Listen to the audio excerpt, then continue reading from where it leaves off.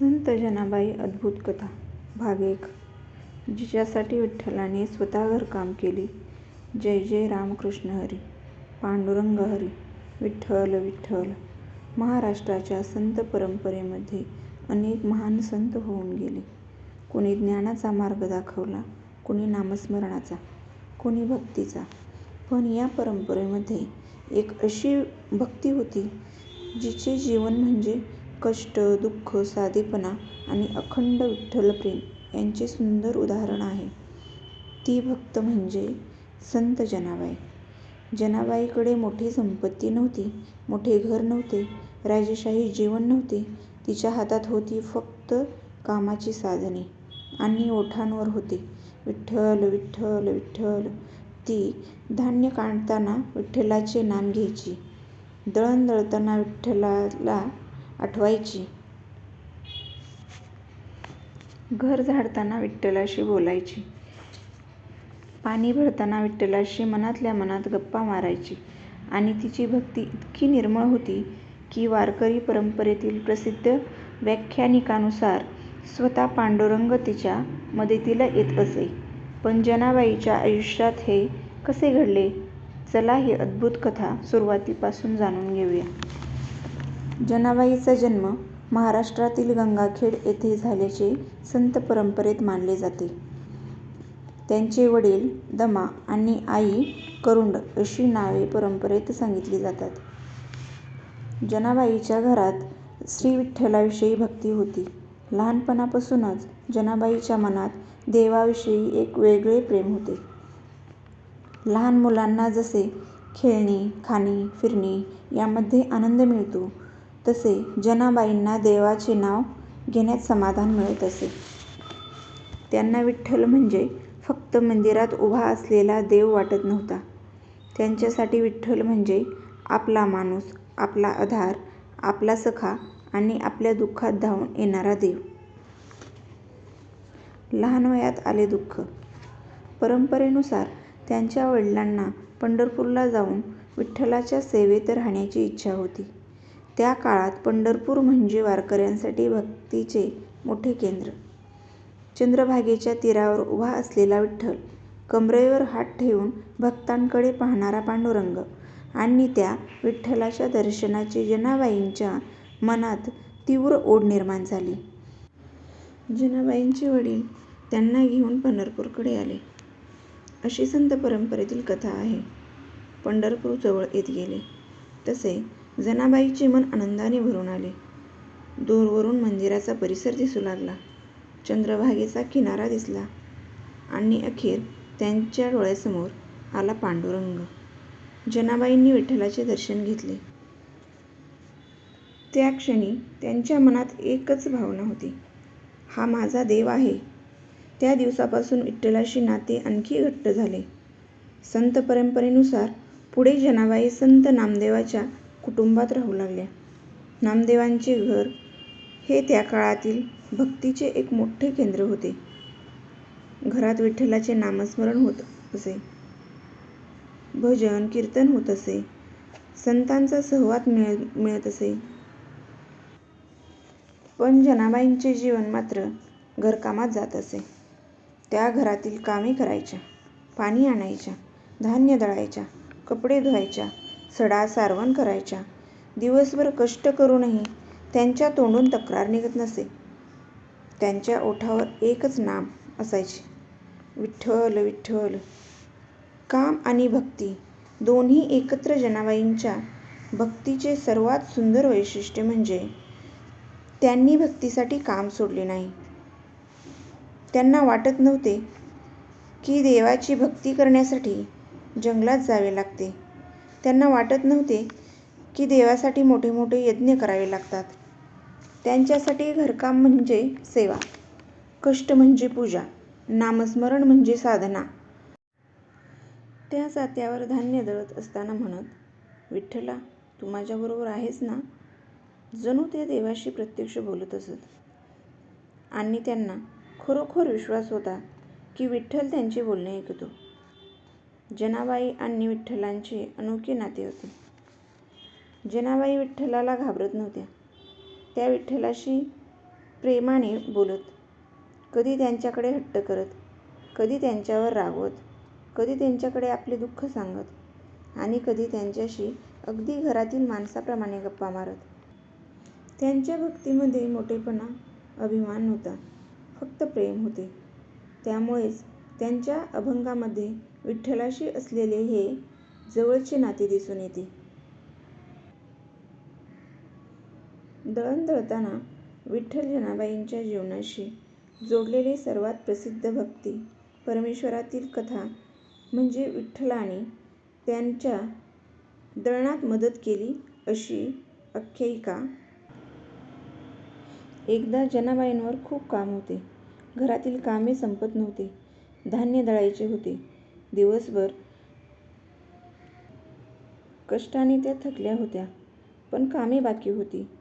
त्यांनी जात्याजवळ बसून दळायला सुरुवात केली. हात दुखत होते, शरीर थकले होते, पण मनात विठ्ठलाचे नाम सुरू होते. त्या मनात म्हणाल्या, विठ्ठला, माझे दुःख तुला दिसत नाही का?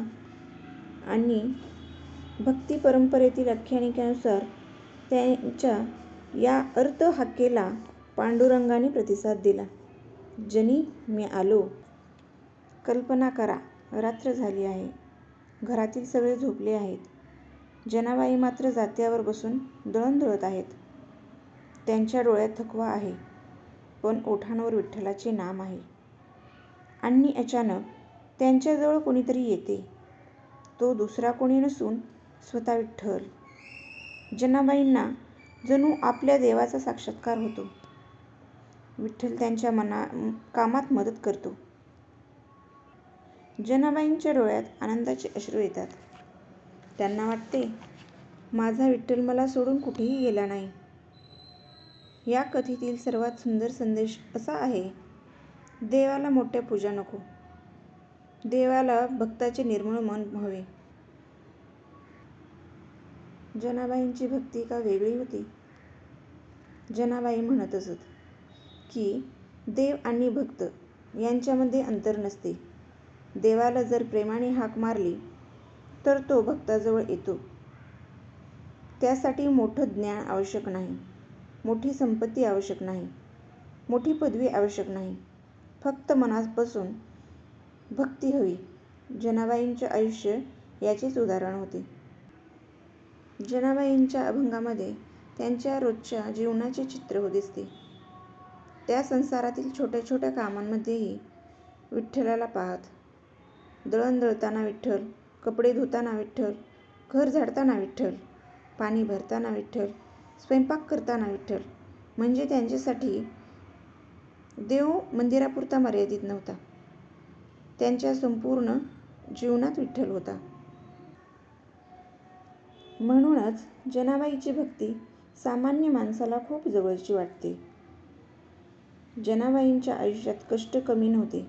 दिवसभर काम, शरीराचा थकवा, घरातील जबाबदाऱ्या, पण त्या दुःखाला शाप मानत नव्हत्या. त्या प्रत्येक कामामध्ये विठ्ठलाला शोधत होत्या. यातून आपल्याला एक मोठा संदेश मिळतो.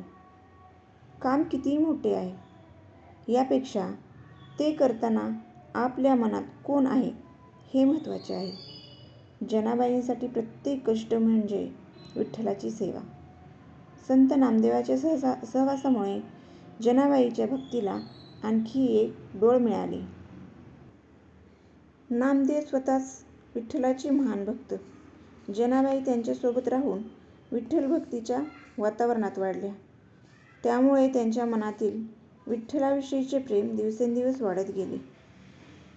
नामदेवांच्या कुटुंबातील जीवन, संतांचा सहवास आणि सततचे नामस्मरण यामुळे जनाबाईंच्या अंतःकरणात भक्तीची ज्योत अधिक प्रखर झाली.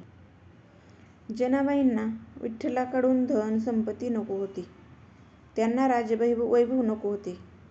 त्यांना मोठे घर नको होते.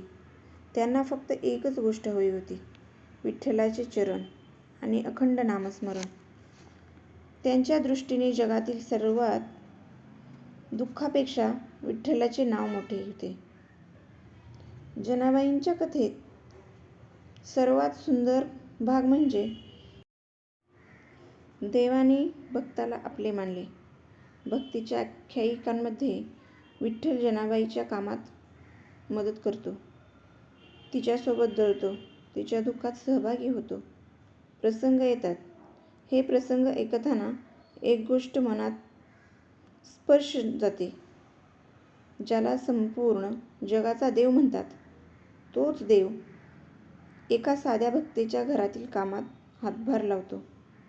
कारण जनाबाईच्या भक्तीत दिखावा नव्हता, तिथे फक्त प्रेम होते.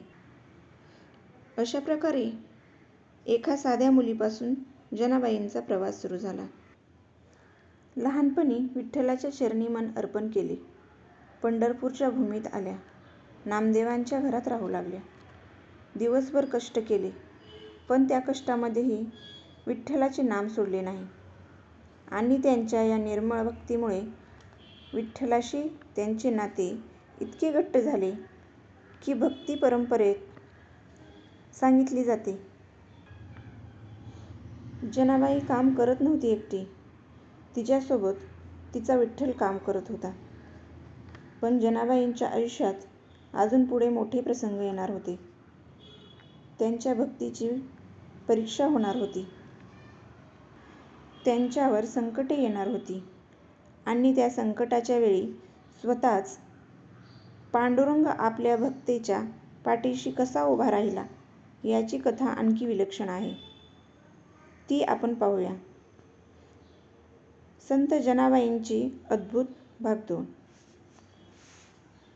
तोपर्यंत म्हणूया, पांडुरंग हरी विठ्ठल विठ्ठल, जय जय रामकृष्ण हरी.